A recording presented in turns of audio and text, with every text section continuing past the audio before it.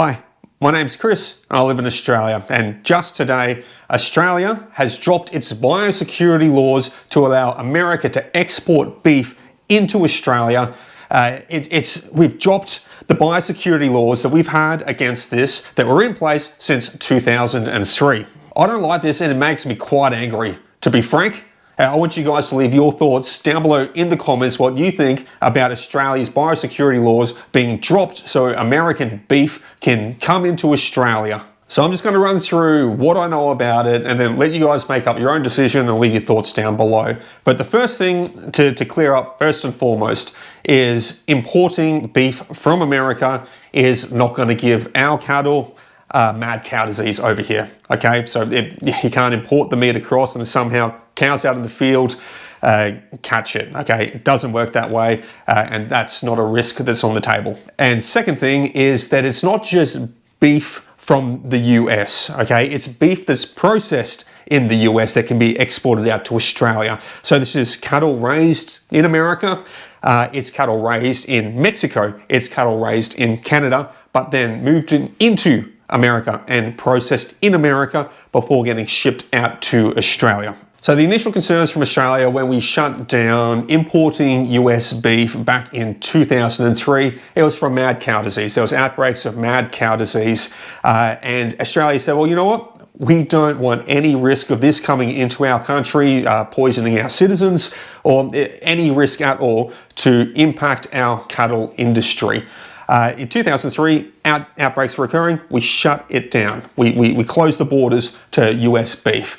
And it's not like it's disappeared since. The most recent mad cow disease incident in America was in 2023, only 2 years ago. So it's not a relic of the past. There's still mad cow disease happening in America. So when we come back to Australia now, Cattle Australia represents 52,000 beef producers in Australia, and they say that beef in Australia, when we grow the cattle, we raise the cattle, slaughter the cattle, the beef at the end product, it's about 50 cents a kilogram cheaper than what it is from America. So making the beef in Australia, it's cheaper. So Australian beef is cheaper for a higher grade product. Therefore, the US beef is not competitive in Australia, but it is competitive over in America because we're a higher grade beef and we are cheaper than what the Americans can make it for. As a result of that, in 2024, the US imported 395,000 tons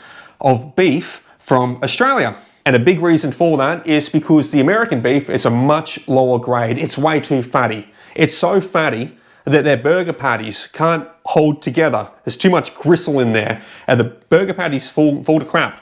So what they do is they import beef from Australia, which is much leaner beef, it's much higher quality, and they mix in our beef with their gristly crap. So burger patties hold together. They've got to use less food glue. If they just used American beef only, all the gristle, all the fat in it, they've got to use food glue through the entire thing, and then it's not even considered food at the end. That's how bad it is. So if American beef is so gristly, so fatty that it can't even hold a burger patty together, and it's more expensive than the beef that we produce over here, why would we want it? American beef is dog food grade quality.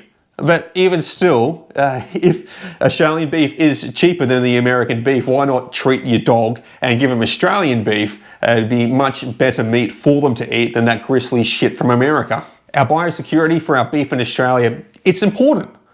Because even though it's cheaper than what it is in the US over here, it's a higher grade beef. But most importantly, because of our biosecurity measures, we're trusted that the quality of the product is going to be great. And this all came back from, remember when Trump was talking about tariffs and he said, oh, 10% tariff for Australia. Then he referenced across to Australian beef, saying that we can export it to them, but we won't import any of theirs, and made it a big issue about it all. Well, Trump didn't just pull that out of his head. That is from lobbying groups over in America. The American Meat Institute has been pushing for a long time to export US beef into Australia. They drew a comparison saying, well, Australians are importing a lot of pork products, cured hams and all that kind of stuff, or your little picnic hams.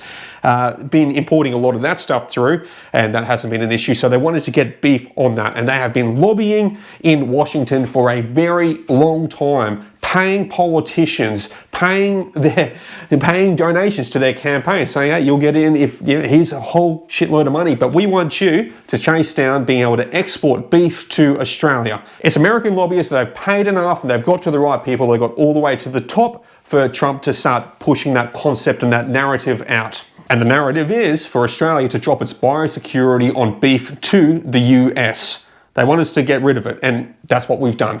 We've removed it because a bunch of American lobbyists were successful. Aside from the export market opening up, why would lobbyists do that? Well, what it allows America to do at that point is they get to put their beef on the same tier grade quality biosecurity-wise as Australia. Say, well, if we can export to Australia, it's good enough for Australia because Australians have some of the strictest biosecurity laws in the world around their beef. So therefore, we're now on the same plateau as Australia. That's what they've done, and they've been successful doing it because of our government just rolling over. And you didn't vote for this. Australians did not vote for this. If you talk to an Australian and you say, would you vote favourably for beef to be imported from America and Mexico and Canada, even though it's processed in America, and exported to Australia, and the meat quality, the beef grade quality, is super fatty.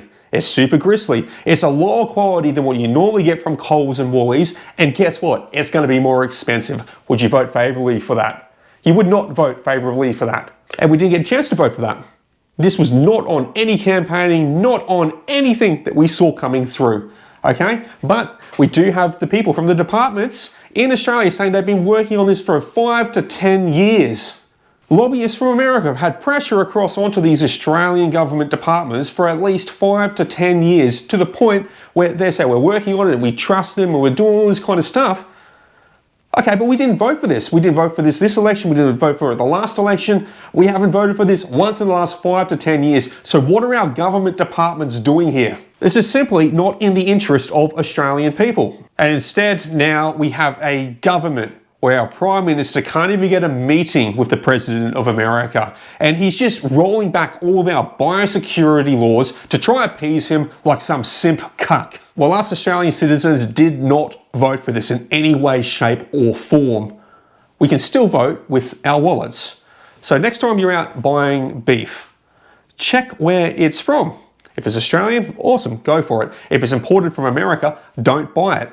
Vote with your wallet. If a fast food chain starts trying to use American beef, well, ditch it. Don't buy it.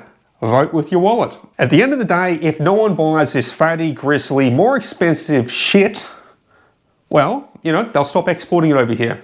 Okay? We'll stop importing it, and we'll just go back and rely on our cheaper, higher grade beef from our own cattle farmers. So what are your thoughts? How did it make you feel when you heard that Australia has dropped its biosecurity laws to America to allow them to censor an inferior product to us? How did it make you feel? What are your thoughts about it? Leave it down below in the comments, and I'll see you in the next one.